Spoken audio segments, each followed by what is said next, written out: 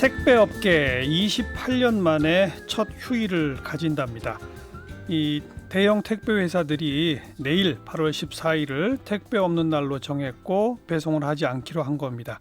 그리고 이제 앞으로 매년 8월 14일 그렇게 하겠다 이런 약속까지 했다고 그래요. 모처럼 달콤한 휴식 시간을 갖게 됐는데, 그런데 정작 이 며칠 휴일 이후 후폭풍이 더 두렵다 이런 반응도 나오고 있네요. 그래서 오늘 전국 택배연대 노조 김태환 위원장을 스튜디오에 직접 초대했습니다. 어서 오십시오. 예, 안녕하세요. 네, 택배 노동자가 모두 몇만이라고 봐야 됩니까, 우리나라에? 그 노동부나 이제 이런 데서 공식적으로 얘기하는 건 한 5만 명 정도라고 얘기하고 있는데, 뭐 구체적 통계를 갖고 얘기하는 건 아직 없는 것 같아요. 네, 지금 노조에는 몇 명 정도? 지금 저희가 이제 4천 명 갓 넘고 네, 있습니다. 네. 내일이 28년 만에 첫 휴일이다. 어떻게 생각하세요? 너무 생각만 해도 이제 뭐 되게 기분 좋죠. 이제 저희 현장에 있는 조합원들 다 그런 분위기입니다.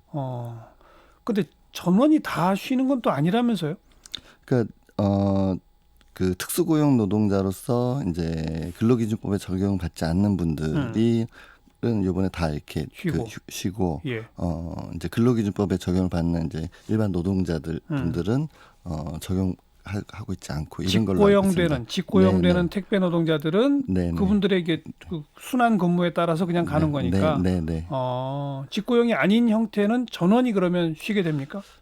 그 요번에 발표한 데만 그런 것 같습니다. 그 CJ 대한통운, 뭐 로젠, 롯데, 한진 이런 데들이 그 같이. 네 곳이 제일 큰 대형 택배 회사들 맞죠? 예, 거기에 이제 우체국까지. 예. 예. 그렇게 되면 그래도 거의 대부분이라고 봐야죠. 네, 그렇죠. 거의 대부분이 쉰다고 봐야죠. 게다가 내년부터 그러니까 올해부터 매년 8월 14일을 그렇게 하기로 협약을 하셨다고요. 저희가 협약을 한 건 아니고 이제 노동부가 이제 택배사들하고 이제 협약식을 오늘 한 거죠. 네. 그런데 이 결국은 뭐 내일하고 모레 그다음 월요일 임시 공휴일은 또 못 쉬죠. 예, 우체국은 이제 원래 이제 공공기관이니까 이제 쉬고 나머지 이제 민간 택배사들은 안 쉬는 걸로 이제 알고 있습니다. 그죠? 네. 근데 그렇게 며칠 쉰다고 해서 네. 택배 물건이 줄어드는 것도 아니잖아요. 그러면 그 다시 근무하는 날은 뭐 어마어마하게 많이 해야 됩니까? 어떻게 되는 겁니까? 그러니까 저희가 이제 그 일반 근로자들은 이제 시간당 근로를 하는 개념이잖아요. 그렇죠. 네, 근데 저희는 이제 물건 배송 건당 수수를 받는 개념이기 때문에 저희가 쉬면은 그 물건이 사라지는 게 아니라 그러니까요. 그 다음 날 이제 원래 그 다음 날 와야 될 거하고 이제 얹어져 가지고 그렇죠. 2배의 물량이 이제 되는 이런 구조가 되는 거죠. 그렇죠. 예. 결국은 일은 똑같이 해야 되는 거잖아요. 그렇습니다. 근데 저희가 이제 기계가 아니라 사람이다 보니까 중간중간 계속 이제 쉬면서 이제 다시 이제 에너지를 이제 이렇게 다시 이제 몸을 회복하면서 이제 움직여야 되는데 쉼 없이 주 6일을 해버리니까 이게 이제 사람들이 회복이 안 되는 상태였던 거예요. 그래서 좀 그 다음번에 이제 무리스럽더라도 한번 이제 쉬어주는 이런 게 필요하다라는 거, 실제 몸 회복하는 것도 그런 반응을 다 합니다. 예. 우리 일반 국민들도 택배 없는 날, 네. 주문 안 하는 날, 네. 그러니까 택배 물량을 좀 줄여드리자, 뭐 이런 운동까지 하더라고요. 저희는 너무 고맙게 생각하고 저희 직업에 대한 이제 보람도 느끼고 이제 그런 모습들을 보면서 힘을 많이 받죠. 코로나 때문에 업무량은 폭증했죠. 네, 그 물량 자체가 한 20-30% 정도 증가했고 그렇습니다. 그래서 보통 저희가 평균적으로 한 250개 배송을 하는 구조인데 한 300개 정도씩 배송한다고 보면 되고, 배달만 이제 전담하셔서 하시는 분들 같은 경우에는 하루에 400개에서 500개씩 배송하고 있다 이렇게 보시면 됩니다. 네. 근데 장마가 오래 지속되다 보면 비 오고 그러면 힘들죠, 더. 그렇죠. 비 오면은 이제 체력적으로도 더 힘들고, 또 차량 뭐 주차하는 거라든가 운행하는 거라든가 모든 게 다 어렵고, 또 이제 고객 클레임도 많이 생겨요. 물건이 젖기 때문에. 그렇죠. 네네. 그렇게 쉼 없이 또 물량은 더 늘어나고 게다가 더 어려운 이 비 오는 와중에 이러다 보아서 그런지 2012년부터 2019년까지 8년 동안 택배업 산재 사망자가 18명인데 올해는 1월부터 6월 사이에만 무려 9명이 산재로 사망했대요. 맞아요? 네, 맞습니다. 그게 이제 작년도치까지 이제 같이 반영이 된 건데, 어쨌든 이제 해마다 이제 추이로 보면은 그 갑작스럽게 이제 늘어났다 이렇게 보여지는 추이고, 9건 중에 이제 2건이 이제 사고건이고, 교통사고나 이런. 네네. 그 7건이 이제 질병에 의한 내용인데, 질병의 내용이 이제 다 동일해요. 그러니까 뇌심혈관계 질환이라 그랬고 다 과로사인 거예요. 산재로 네. 판정받은 내용들이니까. 네. 네. 그리고 이제 요것뿐만이 아니라 저희가 지금 이제 그 올해 발표하고 있는 노동조합에서 하고 있는 내용들 다 아직 산재 판정 받지 않은 내용들입니다. 그래서 네.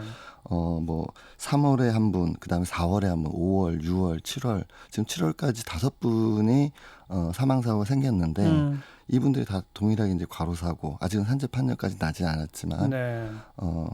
그런데 이제 노동조합이 파악하지 못한 것까지 포함하면 그렇겠죠. 몇 분인지 그렇죠. 이제 잘 모르는 거죠. 그래서 택배 노동자 과로사 대책위원회까지 꾸리셨죠. 네네. 어떤 활동들을 지금 계획하고 계신 겁니까?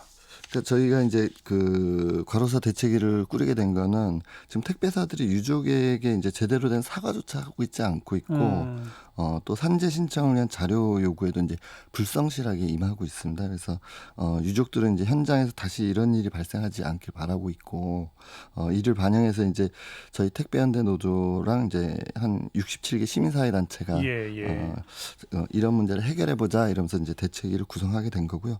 엊그제 이제 민주당의 을지로위원회 그 소속되신 의원분님들하고 과로사 재발 방지를 하자 이제 이런 기자회견 진행했고 네. 핵심적으로는 분류 작업에 인력을 투입할 것 뭐 이제 이런 거 요구하고 분류 작업에 인력을 투입하라? 네네. 그 얘기는 지금은 택배 하시는 분들이 분류 작업까지 동시에 하고 있는. 그렇죠. 그 저희가 한 13시간 평균 노동하고 있고 그중에 이제 코로나 때문에 한 14시간, 15시간씩 가는데 그중에 5시간에서 7시간 정도가 분류 시간이에요. 근데 이게 원래 저희 업무가 아닌 거죠. 그러니까 거기에 이제 그 택배 물건 건당 얼마씩 수수료를 받는 건데 분류 작업은 내 일이 아닌데도 해야 한다. 그렇죠.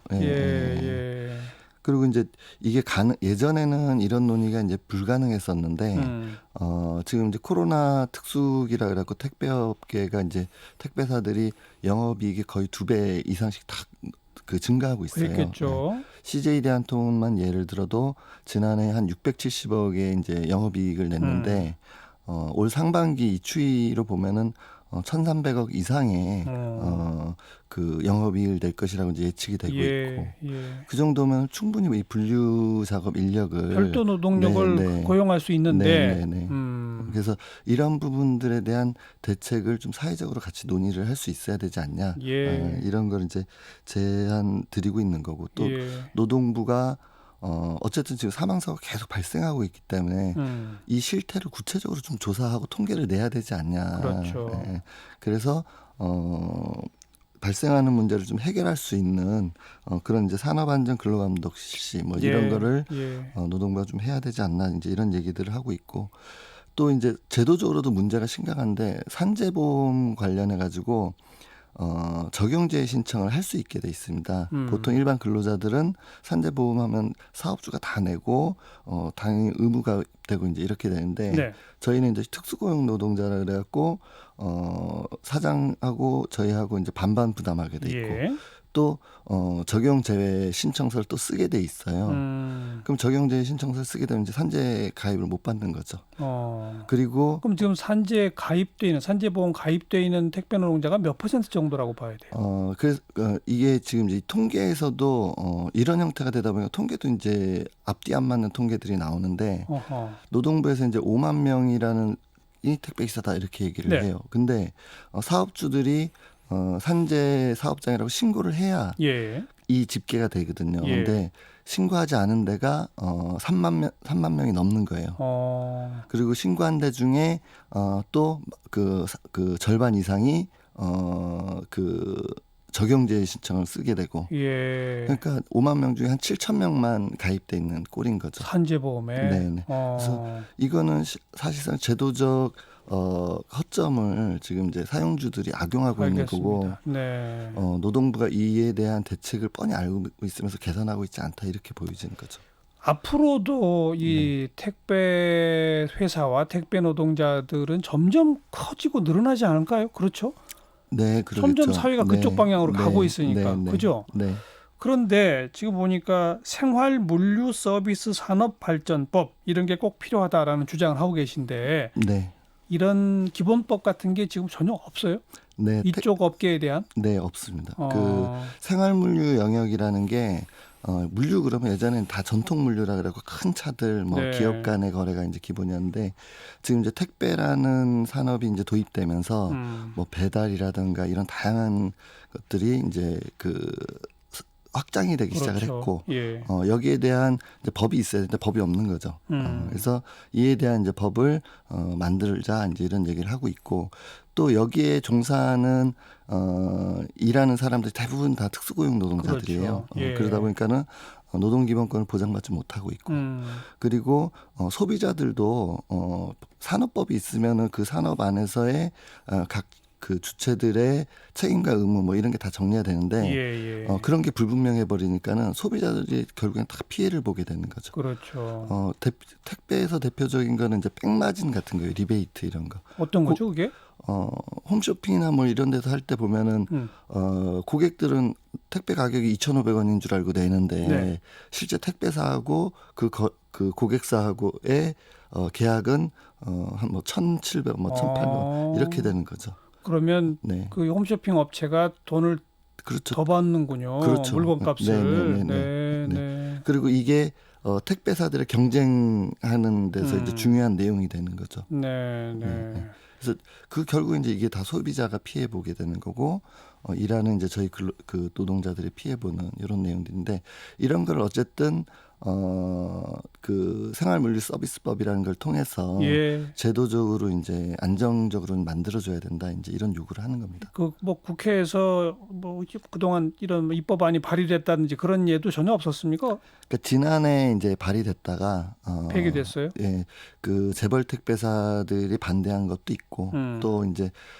주요 민생법안으로 이제 거론이 되긴 했었는데 다른 이제 민생법안들하고 같이 이제 정치권 상황 때문에 이제 통과가 안 됐었죠.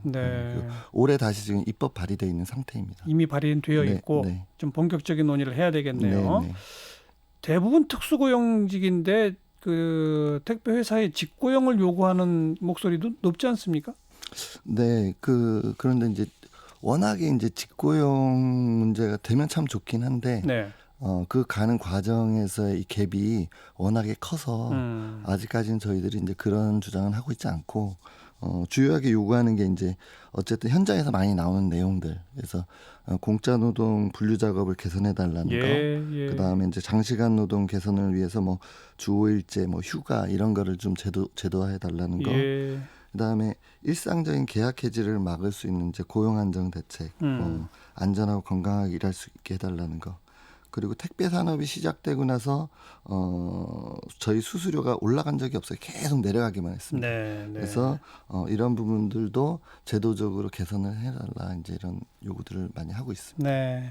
당장 분류 작업만 안 해도 5시간 정도를 버는 거 아니에요? 그렇습니다. 그렇게만 좀 모으면 주 5일제도 할 수 있겠네요. 그렇죠. 그죠?